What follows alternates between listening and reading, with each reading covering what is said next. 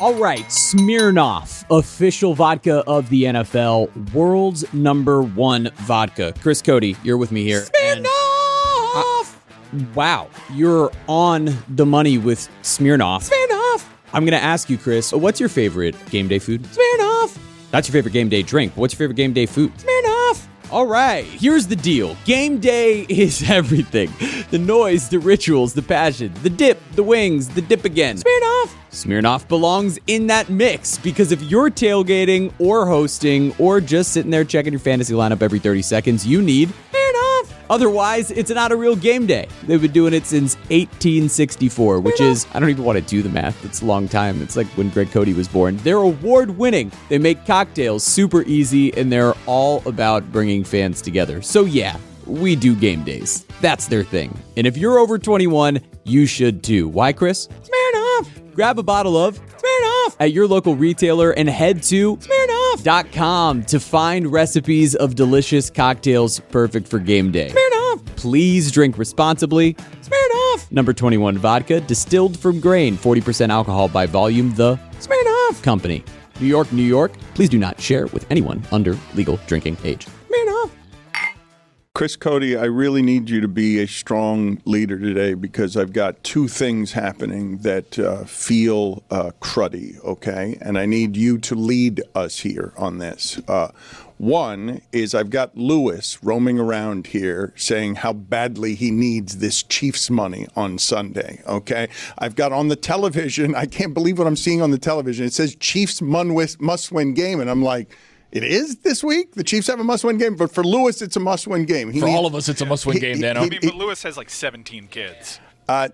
Yes. Lewis is the only one in the office muttering, "I really need that money," while walking past me as if he doesn't think I can hear him. Like I can feel that off him at all times, but it usually doesn't come out of his mouth. So the Chiefs game is a big game. But the other problem I have is, and I've been in negotiations with Udonis Haslem, and he's expensive, and Mike's not helping. He's not helping things because I need someone to oversee the punishments in this league, and I don't know what Mike was doing today, but he's just wearing a Raiders sweatshirt and saying he's Pete Carroll, and that no one has honored the punishments more than Mike Ryan has. Okay. I have honored every single punishment, no matter how difficult, and today is probably the most challenging thing I've ever had to do since freedom. Get the hell out of here. I have to chew gum during the show. I mean, the show just started. Shouldn't you be? Do you know how much gum I usually chew during the show? Zero. There might be times during today's show where I have one, maybe two pieces of gum in my mouth while I'm talking. A lot of squatting too. That is a choking hazard. It also represents a 200% increase in chewing gum that's in my mouth during these shows. Well, no, it's more than 200%. You went from 0 to whatever it is. That's an infinite. 700%. More. You're the president of the United States now, playing with percentages. Hey, Dan, are you excited for 50-year mortgages? That's how we're going to solve all this. A 50-year mortgage. I mean, if you think about it. Yeah, I just did. It's as good as an idea as Zaz's let's rest players in the first half and make them play the second half. I'm dying on that hill. You just sound like Quite literally. You just sounded like you were dying on a Civil War hill. Bayonet in your chest. What happened to you? Was that? I don't know. No, but you and Ethan. Look, the amount of cream cheese that you're costing Meadowlark is why I can't pay Udonis Haslem to govern this punishment list. Couple of Lucky J's. This is the Dan Le Batard Show with the Stugotz podcast. Tony's taunting me during the break, saying Udonis Haslem has become Diana Rossini's grandpa Santa on the phone, that it's an empty threat that doesn't mean anything to anyone around here on the punishments. And Mike Ryan is actively, and this is disrespectful, and it's an act of resentment, honestly, that shouldn't express itself this way. I think he's Pete Carroll today. This doesn't feel like a real punishment, but the only one who gets punished is me, is because every time I'm talking, Mike is whispering into his headset, 57's the mic. 57's the mic, while covering his mouth with his play sheet, and he's trying to distract me from doing the show while also doing Pete Carroll, not like Daniel Day-Lewis as Pete Carroll. He's not leaving character. Let's settle down. Take the air out of the ball. HB dive. A gap. That's what he's been doing every time I'm talking. Blitz and a safety. Run duo. He's doing it when I'm trying to give points and while I'm talking and trying to organize the show. So the team is actively playing defense against me today on a legitimately good content day, because 24 hours later, how silly does this show sound? Laughing at the Warriors and celebrating the Miami Heat. 24 hours later, I don't know that I've heard someone do what Norman Powell did yesterday, where he's like, just put my name on the quote, that's a bad loss, where that's something fans say. I rarely hear players say of losing to other professional players, I man, loved it. That's a bad loss. I love it. And he didn't even leave it at that. He said it's a bad loss. That's a really bad loss. How often do you hear, he's right, you're losing to... Loved it. What did you love? I loved that he came out and said that. Yeah. Why are we... it's a professional team, you know, they got guys who know... No. That's a really bad loss last night. Good for you, Norman Powell. I like you even more now. The headline is Heat waste big lead, wilts in fourth quarter in, quote, very bad loss to undermanned Cavs. Mobley is not there. Come on, man. Mitchell's not there. Like, that's not their team. Garland's not That's there. not their team. That's not what I thought the Heat's bet. Like, you can't. You're undefeated at home. Like, explain that to me. So it's a very bad loss.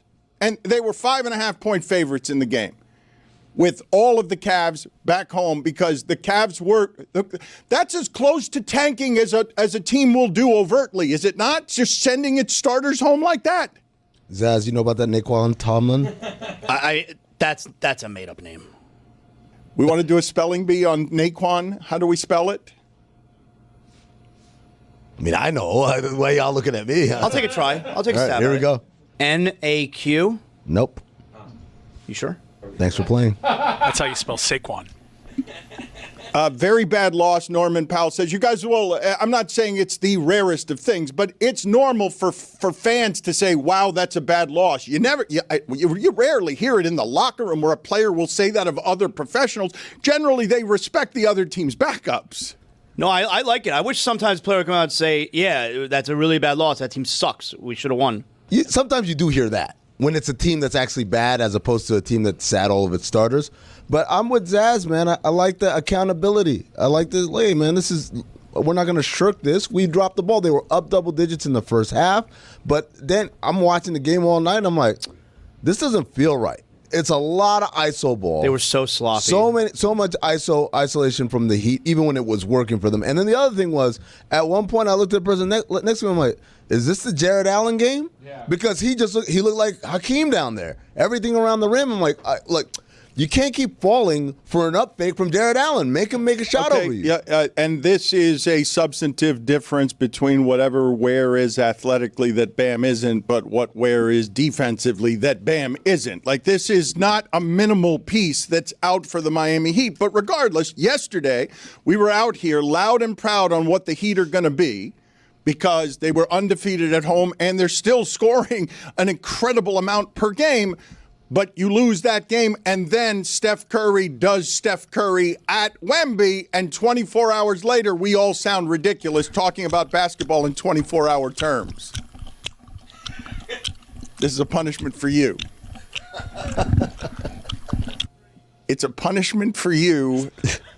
You got to raise it. You're like Steve Spagnuolo. You don't know, you're holding the sheet down here. It's got to be in What front is of your the face. punishment? That you're chewing gum during the show, or that you're doing the Pete Carroll? Which is what? Okay, the punishment is Pete Carroll? Yeah, and the gum is part of being Pete Carroll. 200% more gum. I have to spend an hour in the bathroom putting on makeup with my wife to get my costume ready. You throw on a Raiders jersey and a headset and throw some gum in your mouth. It's a QZ. And I ate 70 nuggets.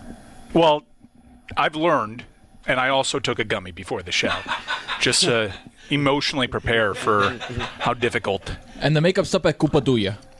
I mean, what do you want me to do? There are punishments on the bucket board, and I take the punishments and I do the punishments, and I've done more punishments than anybody else. All right, so when you say, what do you want me to do, it doesn't surprise me that you don't wait for an answer and then you tell me what the answer is on what do you want me to do. Hey. What I want you to do is respect the audience and the punishment. Excellence is not an act. It's a habit. Respect the punishments and the audience by putting some effort into We are a watched and listened to show, an entertainment option for people, and you're cheating the punishments and the audience when you do the Pete Carroll this way. You should be ashamed of yourself. Give me a break. Can you give me a break? Anyway, the basketball stories. Take your time. He called a timeout. That's the same sound as the penalty box. Don't distract me. Be on my team, please. Someone here be on my team. He called a timeout. What do you want me to do? The NBA has 10 games in. You have blow up the Clippers. He's so distracting. Yeah, no, he's been doing it in my ear. It's been private. It's been private. I've just been holding the private communications button, chewing in his ear. Just chewing in my ear and also putting the play sheet over him, and it sounds like a faraway air traffic controller when he's like, no, 79's the mic. 79, No, stop doing that 59's to the me. I mic. don't like I'm just doing it to you. They dropped the D lineman? No, this is what I'm saying. It's meant to distract me. I'm thinking in my ear, talking to you guys. I'm like, you don't put a D lineman in the mic. Why, dropping back the nose tackle? You're confusing me with the defense. What is the nose tackle doing in coverage? One time, Gino. One time. So I'm having an argument with the show in my head, and this is what it's like to be in an insane asylum where you hear voices in your head because it's not just chewing gum. He's also throwing mock plays at me, decoy plays at me. It's not just normal plays. You got to be ready, Dano. So I've got blow up the Mavs, blow up the Clippers, okay? You got Mark Cuban getting back into management, going to have some reportedly more voice around the Mavs as they try to fix what Amin is calling a crater trade. You have the possibility of your franchise being doomed for 30 years. Amin is shouting from the mountaintops, do you know what's been done here? We're sitting here watching the smoldering crater, and Amin's saying, hey, it's a lot worse than this. This is now. It's hard to dig out of this if Cooper Flagg doesn't end up becoming Luka. So you got blow up the Mavs. You got Jason Kidd. Can we play this sound? You got Jason Kidd saying, the Mavs coach. Go ahead and play the sound. And this will drown everyone in leadership in Dallas if they continue to underestimate how mad their customers are. Like, this is not the America to insult your customers when they pay a lot of money to support you by telling them to move on when they don't want to move on. Okay, hit it. We can only hope that we don't have to go through that again, because it was a little disrespectful, because the guys are playing hard and they're trying to win. And so with that chant during when we're shooting free throws, it's 30 on the clock. But understanding that they got their point across, the fans, but we have to move forward. I understand the healing 15. process for the fans, but these guys are playing hard. Ever since the trade, 10 seconds on these the clock. guys have given everything. You got a timeout. You're clear. Zaslow, when I hear Jason Kidd, and he doesn't mean this as lecturing, he's going to protect his players, but this bubble is getting smaller and smaller that these guys are allowed to exist in. Bubble! And they're in the rarest of places. They're in, our customers are coming to the arena and they kind of hate us, and it's not because we're bad. They just want a place to kind of hate something because of how mad they are. Not a lot of teams play at home that way. I totally hear everything you're saying, and I understand it can be hurtful for the franchise where, let's say, you want to try and acquire a free agent, and then they think, wow, do I want to go there where our own fans are going to hate us every game? That's certainly not going to help acquire players. But I don't feel like being lectured by Jason Kidd if I'm a Mavericks fan who had my heart ripped out, and now because we got our point across, it's time to move on. Like, there's going to be a time when Jason Kidd is no longer the coach of the Mavericks, and that's, I'm not saying like he's going to get fired anytime soon. That's every coach in the league. There's going to be a time where he is no longer the coach of the Mavericks, and guess how little he's going to care about the Mavericks on a day-to-day basis. He's not going to. But all of those fans who are in the building who have yet to move on, they care about that team for the rest of their lives. Don't tell me not to be angry and to move on. All right, tighten it up. When you say ripped out the hearts of your customers, I do think that one of the things that you guys just have to, especially if you have kids, that you just have to imagine. Just imagine explaining to your kid who's wearing the Luka jersey why your team did what it did. And that's his generation of fandom that's beginning, or hers, that's beginning right there. I mean, your thoughts on what is happening there? These people have the risk of being swallowed by continuing to underestimate the damage they've done. Well, I think, first of all, I got to disagree with Zaz. Like, Jason Kidd's point is apt. Regardless if Nico is still there or not, that has nothing to do with anybody on the floor. Matter of fact, none of them even have control over that. They are all subordinates to a decision that is happening far above them. So how does – it's not – he's saying don't chant it. He's saying the game's on the line and our guy is on the free throw line. What's going on? Our guy's on the free throw line. Why are you distracting him? Why are you actively giving him negative energy? Yeah. P.J. Washington had nothing to do with this, and that's the question right there. So I agree with Coach Kidd. It's like there's a time and place to do it, and that was the wrong time. So is the team 3-9 because the fans are being mean? They weren't booing, like, boo, you guys suck. They're saying, fire Nico. That's very different. Let me ask you, though, I mean, is there another team in the league presently playing at home under the hostility I'm speaking of? It's not that we're mad at you because we think you're bad. This is a place for us to vent at what you did to us. They're also bad, by the way. No, I mean, obviously not. There's no team that even comes close to this because, again, nobody has ever pretty much done a deal like this in real time. So don't tell the fans to move on. But, again, like, hey, if you want to boo Nico, if you want to boo Patrick DeMont, sure. Even if you want to, like, boo the team, but the game was not in hand, It was in the balance. The guy has a chance to make free throws and win this game. Why are you actively playing defense against that? I think that's the point. And to that point, like, at what point is it going to be enough?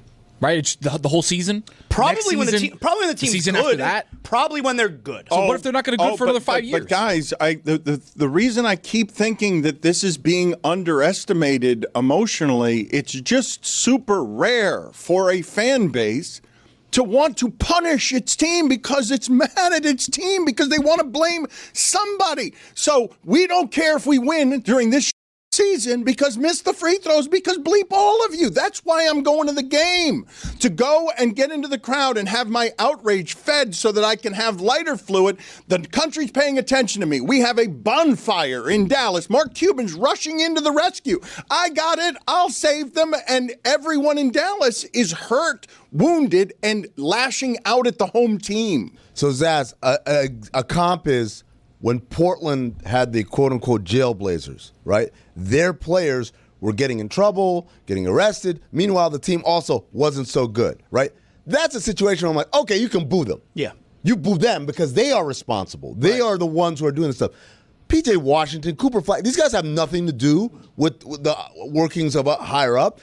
P.J. Washington, you think P.J. Washington like, yeah, trade Luka. I'd love to get him out of here. Those guys, of course they want to play with Luka. Of course they'd love to have him. So you're telling me when P.J. Washington's on the free throw line, a professional basketball player who plays half his games on the road, where the entire crowd is chanting and yelling and booing and wanting you to miss free throws. The crowd chanting, fire Nico, is so disrespectful and distracting for him, he can't make free throws, even when he knows it's coming. It is jarring. He doesn't know it's coming in that moment. You're at home. They're doing the whole game. 12th man. You're at home, and again, you're at home, and this isn't third quarter free throws. This is crunch time free throws. And you're like, wait, do they want us to lose? What's happening here? That is a jarring experience that I don't think most NBA players would expect in that scenario. Do you think Jason Kidd really thinks that part of the reason that they're not playing well is because the crowd is chanting? They're 3-9. No, I just think it's like, hey, we're already having a hard enough time. We've got all these injuries, whatever. It doesn't help to have, fans doing this. It definitely doesn't help, but stop telling fans what to do when they're the ones who are the victims, the fans. But so Zaz, they are not helping in this regard, right? I don't know how many people listening to this believe in any kind of energy stuff, okay? Zaz, this is the analogy I'll give you. If Dan Le Batard did something to upset me. Would it be okay for me to slap Mike? Whoa. Well, Mike, you're all part of the team. I mean, I'm going to slap Mike, right? Like that. It doesn't make sense. yeah, Percy Harvin choking out players in the locker room. You won a Super Bowl. It happens. Ethan's dog?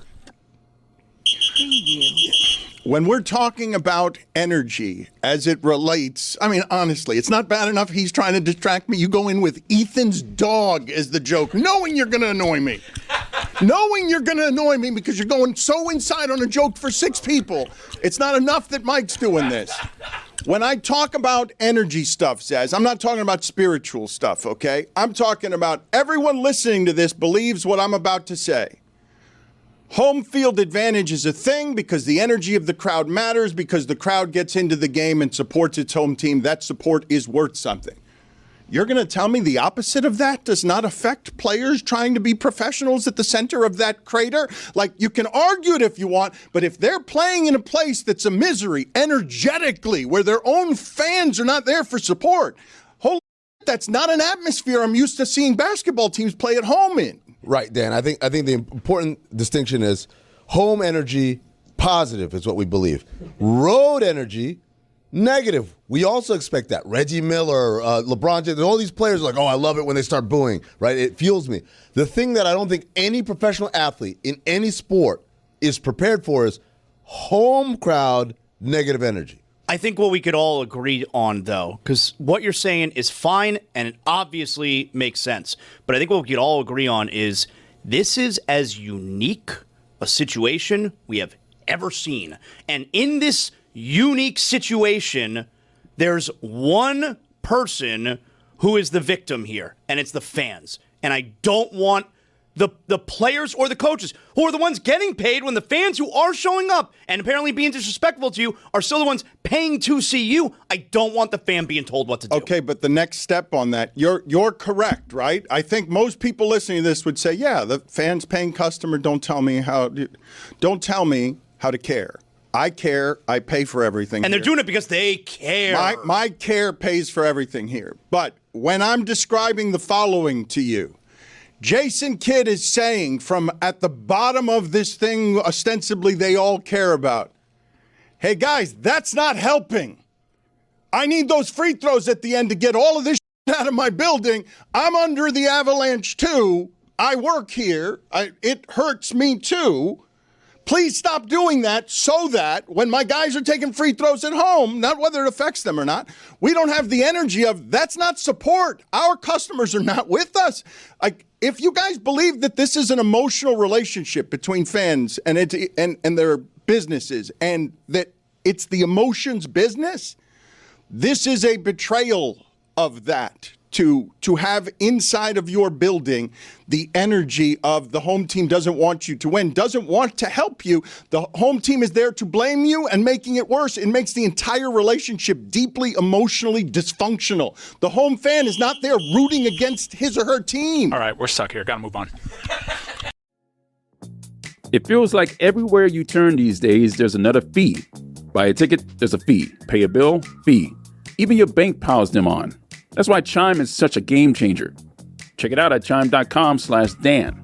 With Chime, banking is done right. When direct deposit is set up, there are no monthly fees, no maintenance fees, and you can even get paid up to 2 days early. And here's the part that really stands out. With qualifying direct deposits, Chime gives you free overdraft coverage up to $200 on debit card purchases and withdrawals. To date, members have been spotted over $30 billion with a B, plus access to 47,000 fee-free ATMs, more than the top 3 national banks combined. Work on your financial goals through Chime today. Open an account in 2 minutes at chime.com/Dan. That's chime.com/DAN. Chime. Feels like progress. Chime is a financial technology company, not a bank. Banking services and debit card provided by the Bancorp Bank N.A. or Stride Bank N.A. Members FDIC. Spot me eligibility requirements and overdraft limits apply. Timing depends on submission of payment file. Fees apply at out-of-network ATMs. Bank ranking and number of ATMs according to U.S. News and World Report 2023. Chime checking account required. What does Zyn give you? Not just smoke-free nicotine satisfaction, but real freedom. Freedom to do what you love and choose your rewards. With Zyn Rewards, you can redeem points for premium tech, outdoor gear, and gift cards to your favorite retailers. Find your Zyn and keep finding rewards that fit your lifestyle at zyn.com/rewards. Warning, this product contains nicotine. Nicotine is an addictive chemical. Folks, the leaves are turning. The weather's getting a little chillier. That means the football games are more important. That means football time should be Miller time. Game day hits different with a Miller Lite in your hand. From jaw-dropping touchdowns to fantasy heartbreaks. My fantasy season's over already, but you know what makes that better? Miller time! It's the beer that's been there for every moment. 50 years of great taste, simple ingredients, and that iconic golden color you can spot from across the room. And here's the kicker. It's just 96 calories, 3.2 carbs per 12 ounces. The original light beer since 1975 and still hitting different 5 decades later. So whatever your game day looks like, remember Miller time is always a good time. Miller Lite, great taste, 96 calories. Go to MillerLite.com/Dan to find delivery options near you. Or you can pick up Miller Lite pretty much anywhere they sell beer. It's Miller time. Celebrate responsibly. Miller Brewing Company, Milwaukee, Wisconsin, 96 calories and 3.2 carbs per 12 ounces. Dan Le Batard. I win in the margins. I'm like You're Moneyball of sex? I'm basically Scott Hatterberg. A lot of Stugotz. A lot of walks, but I'm on base. When it comes to sex, A lot I'm of Scott foul Hatterberg. tips. Other dudes, they can be Giambi.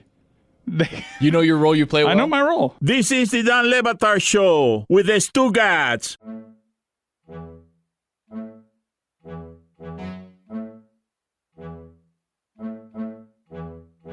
Well, and it's probably why you need to blow it up. Run game not working. Like, we need to start. Okay, so what does that look like? What does that look like? GM Jazz comes in. He's like, all right, the full gambit of everything's at my disposal. What do I do? I would trade Anthony Davis today. That's not getting very much hurt. That you're basically trading Luka for nothing. You send Anthony Davis away, you're not going to get very much. So this is a really important conversation because at the same time, the Clippers are dealing with their own issues. Bradley Beal is out for the year with a hip injury. There we go. They're horrible. Kawhi's been out, right? And so we were talking who needs to blow it up more. The problem is the Clippers, because of the Paul George deal from way back, still owe picks, so they can't blow it up, even if they got a zillion assets in return, because if they go bad into the toilet, you know what happens, Dan? If they go in the toilet, the OKC's going to get the good picks. The best team in the league, It's amazing. gets like the number 1 overall pick. Meanwhile, Dallas actually owns its pick this year, but after this year, it turns into swaps and pick obligations. So this is the time right now. You push a red button in Dallas, you've given yourself an opportunity to start building something. You're not going to get equal return, Dan, as you asked right there. But they had their pick this year. At this point, it's not about it's making up for other mistakes. It's not that they're not going to get equal return. Right now, you will be trading what you got for Luka, what you told everybody in the league was the future that we get for Luka. You'd be trading it at its lowest value in the career of Anthony Davis. Dan, you can't keep digging a hole and thinking if I dig deeper, maybe I'll get out of the hole. Jason Kidd told us to move on. So move on from the awful trade. Anthony Davis is a top 75 player all time. You trade him for nothing, and what are you going to get for him, Amin? Dan, this is it's more about the timing than it is what I'm going to get for him, right? If I wait until his value goes up, I may have jeopardized the one small window of time. We've got a very tight window to turn keys and push that nuclear option. Outside of that window, we can't have that option available. So it's more about the timing, and whoever comes in to take control, you can't be worried about what the other guy before you did to mess us up. All I can do is do the best thing moving forward from this point on. And right now, the best thing moving forward, probably for Dallas, 11, 12 games in, is blow it up. On the Clippers end of it, though, you're talking about they don't have the luxury that Dallas has to get their first round pick, right? So it's not good for them to blow it up this season. The problem is they're already in the toilet, right? Kawhi is going to be out for who knows how long. He's got a foot sprain and an ankle sprain. The team is just not good. Bradley Beal out for the season. Like, you have all these things that are pushing, the inertia is pushing you that way anyway. Why not? And I know Tom Haverstraw wrote this in the summer. What do you say? Go trade Kawhi Leonard. Go get somebody else. Go trade him to the Pelicans for Zion Williamson. Like, there's plays to be made that, yeah, you're not going to be exactly what you need, but like, you got to get out from the hole that you're in. So there is a blueprint for this. The Nets, when they traded for Paul Pierce and Kevin Garnett and Jason Terry, they had all those picks going out unprotected, all those pick swaps. And so once they figured out, this isn't working, all you can do is build like the most rugged, competitive team. The picks are gone. You can't save that, but all you can do is build a team that's going to be healthy and available and win games in the short term to make sure those picks are the 10th pick as opposed to the second pick. Can I just stop all of you for a second, okay? Because I know we run from 10 games to 10 games in sports with just blinders on, and so many people not that long ago wanted Bradley Beal. And now Bradley Beal has sabotaged a couple of different plans, and in the middle of those plans, I don't want to just skip past this Clippers part of it. Pablo detonates a bomb in the middle of that. All of us are a little confused by why would the Clippers trade Norman Powell for Kyle Anderson and Kevin Love when he's an important, almost all-star on 3 delicate pieces there that nobody trusts before him.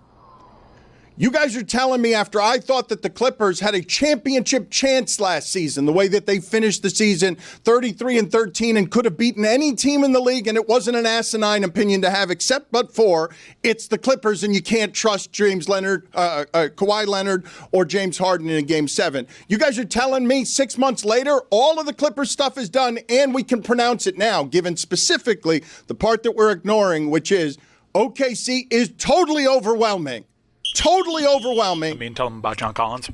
Yeah, they didn't trade for Kyle Anderson, Kevin Love. It was a 3-way deal. They got John Collins from Utah in that deal. Thank you for the addition. The Clippers, you're telling me, are now a nuked thing, fried thing, finished as a product, blow all of it up, when I was not asinine in saying that team could have won the championship, the one that headed into the playoffs last year. No, 100%. And they played so well to end the season. The problem is that's what it is for championship windows with guys in their mid-30s, right? The window is open one year, and then the next year is completely shut. And then you're looking around saying, not only do we have an issue with the NBA who's looking up under every crevice we got about the aspiration situation, Kawhi is not even healthy now. James Harden's okay, he's good, like you can get something for him. Zubats has been bad to start the year. Like Norman Powell's not there. John Collins is an okay piece off the bench. Like, what do you have in the Clippers organization? It's a really old team. Leonard, Harden, Bradley Beal, Brook Lopez.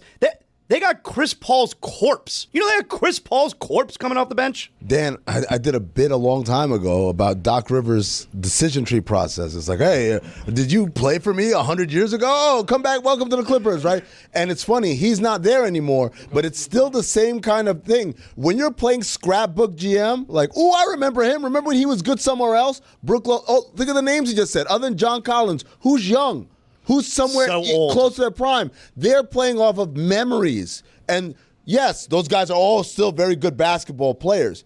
But the other part of this, Dan, is when you go and get old guy after old guy after old guy, you're saying, oh, by the way, Father Time ain't going to come around here with a sprained ankle or a broken hip. But do you guys realize what you're saying? If you guys are right, if you guys are accurate in saying demolish everything with the Clippers, when I pair it to what OKC is doing at the start of this season and after last season, we're over here talking about this Luka trade again and again and again, and this other one's going to go down as one of the worst we've ever seen in the history of sports because you've just given so much fuel to OKC that when you're bad this year and it blows up on Steve Ballmer's face, you've got the legitimate possibility. I think there are worse teams in the league, but if it's really bad with the Clippers this year, then you're going to be giving the number 1 overall pick to a team that already has 2 key pieces out and has lost 1 time this season. When I think about the holidays, I think about the little moments with my dog, Roma, the ones that make the season feel special. Put little elf ears on her. You know the deal. Take some selfies, post it for people that probably seen it too much. I love my dog. That's what I'm trying to get at. That's why I'm joining Chewy Claus, who's out here making pets' wishes come true. From November 4th through December 24th, you can share your pet's wish at chewy.com/ChewyClaus. It might come true. And it helps others too. Every wish triggers a donation of 5 meals to shelters and rescues across the country. And if you share your pet's wish through the Chewy app, they'll double that donation. That's 10 meals for pets in need just for participating. I've been using Chewy for years, legitimately. They've made my life easier for me and my dog Roma. Food, toys, meds, all of it shows up fast, no stress. And being part of something like Chewy Claus, where a small thing like a wish can make a real impact, that's the kind of stuff I care about. Every pet deserves a wish come true. Send your pet's wish to chewy.com/ChewyClaus. It might become a reality. Plus, your wish means Chewy will donate 5 meals to pets in need. This time of year, it's a lot. Lights, noise, pumpkin spice, it's everywhere. But one feeling that we are all still chasing is coziness. And Bombas has the socks, slippers, and tees, basically everything to get you there. There's something oddly therapeutic about a fresh pair of socks, and Bombas knows that feeling and builds it into everything they make. Slippers you can melt into, tees that feel just right, comfort that holds up wash after wash. And gifting, Bombas makes that easy too. Your wife, your kid's girlfriend, your neighbor's newborn, your mom's new friend. Yeah, they got socks for them all. They're even stepping up the footwear game. New colors, new styles, fluffy things, suede things. If you got feet, they've got something for you. And the best part, every pair you buy, Bombas donates one to someone experiencing homelessness. Cozy for you, cozy for someone else. I wear Bombas. I got myself 3 pairs of underwear from Bombas, and they don't ride up, they don't bunch, they are very comfortable, very soft, and enjoyable to wear. It's cozy season. It's Bombas season. Head over to bombas.com/Dan and use code DAN for 20% off your first purchase. That's BOMBAS.com/DAN and use code DAN at checkout. Take me through there. Take me through there. All of your favorite NBA players are back. And DraftKings Sportsbook, an official sports betting partner of the NBA, is the place to bet on NBA stars this season. New customers, download the DraftKings Sportsbook app and use code DAN. That's code DAN. Bet $5 and get 3 months of NBA League Pass. Plus $300 in bonus bets if your bet wins. In partnership with DraftKings, the crown is yours.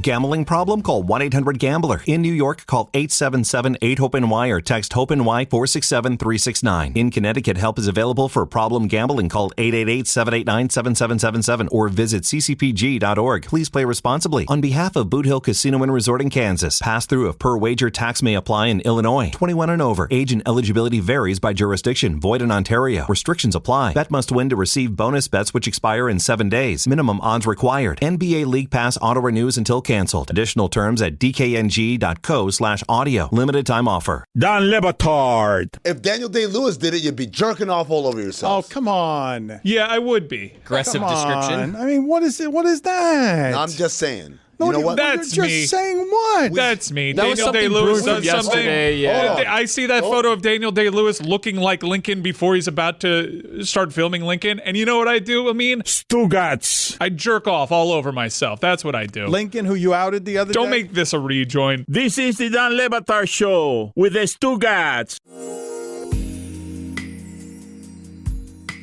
By the way, another team we haven't talked about at all, but is in a similar situation, the New Orleans Pelicans, because their pick is going to Atlanta.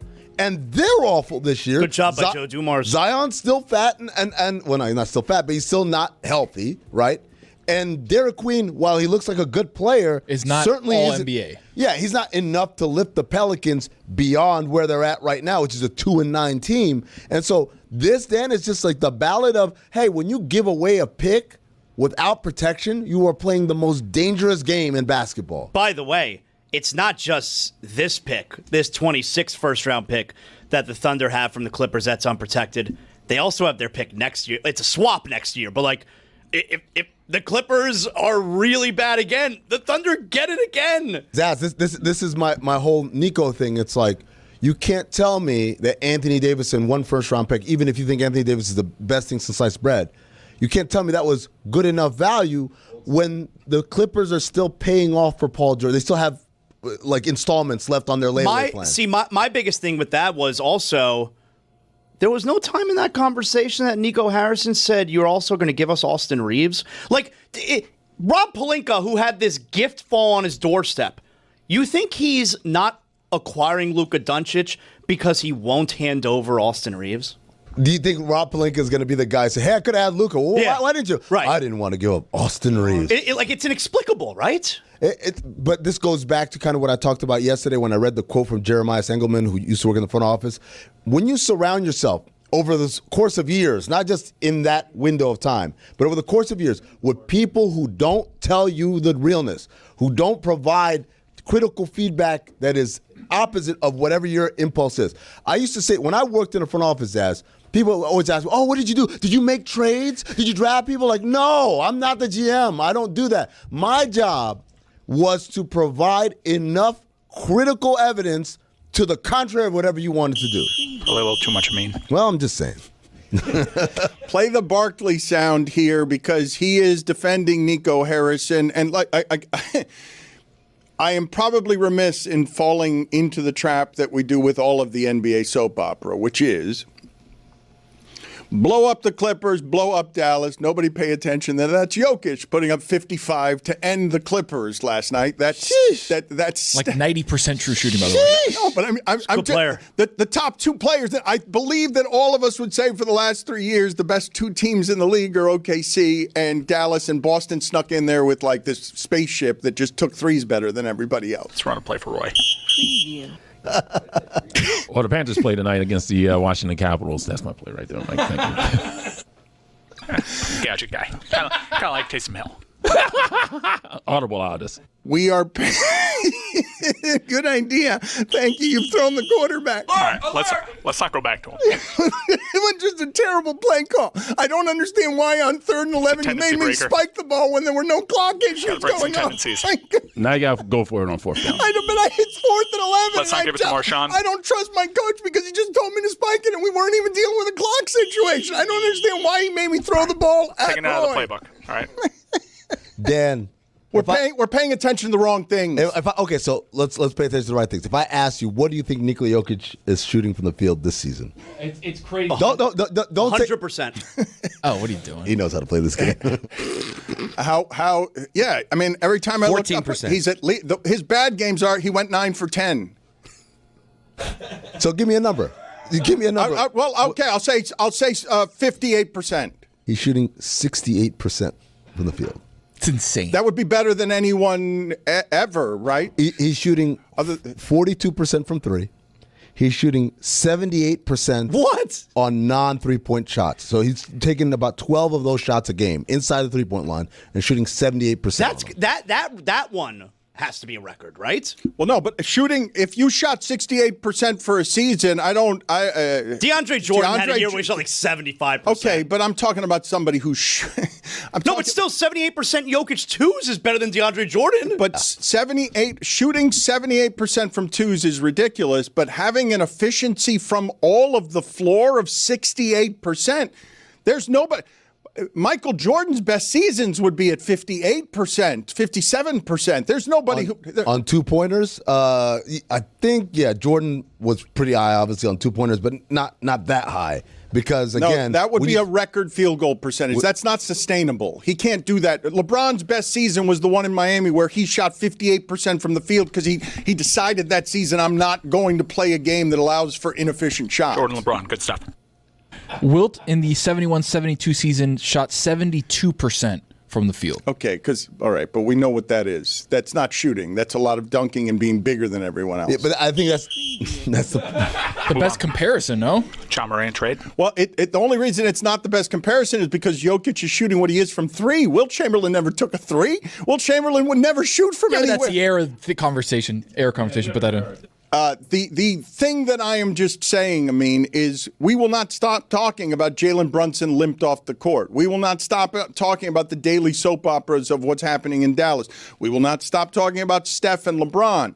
But the best teams are not the best stories. And so Denver and OKC and all of that excellence will turn to ashes around all the other, correct? That during the regular season, there is nothing OKC can do.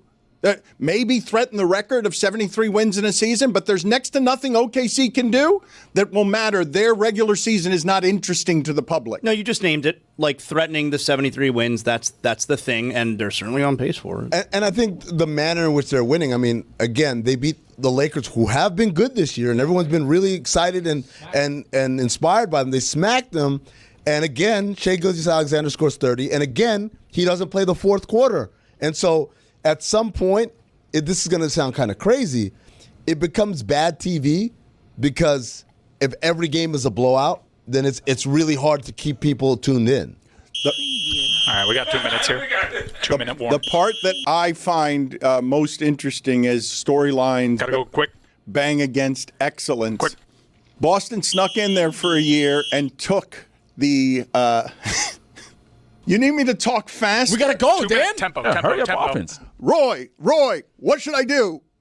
Audible out this play. Yeah. Don't go to Roy. Don't go to Roy. We don't have an audible. It's Don't go to 2-minute Roy. offense. Don't go to Roy.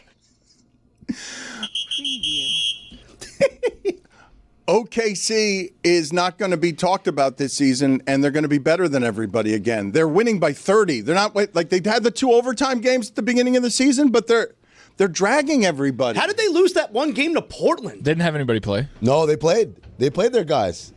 What happened in Portland was they played against a Portland team they were playing on a back-to-back. What Oklahoma City was. Whoa, wow. No one rested? Nobody rested. Wow. And they lost Crazy. that game. Did you just make that up? Did you from that seat just make up that nobody played in that game? Who I didn't say it. Tony did. Mike did. Tony just pointed at Mike. I didn't say it. What are you talking about? Thought we could trust Roy in that situation. Really thought we could. Yeah. Drop the ball. Thought we could trust him. Have a lot of I don't regret. understand. It starts with me. It's I made the call. I made the call to go to Roy. Panthers didn't play last night. I should have known that. He's a lot like Leroy Horde. You need 3 yards, he'll give you 3 yards. You need 4, he'll give you 3.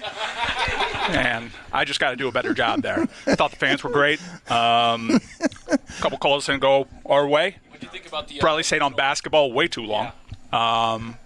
Especially with the CFP rankings. That's bread and butter right there. That's our identity.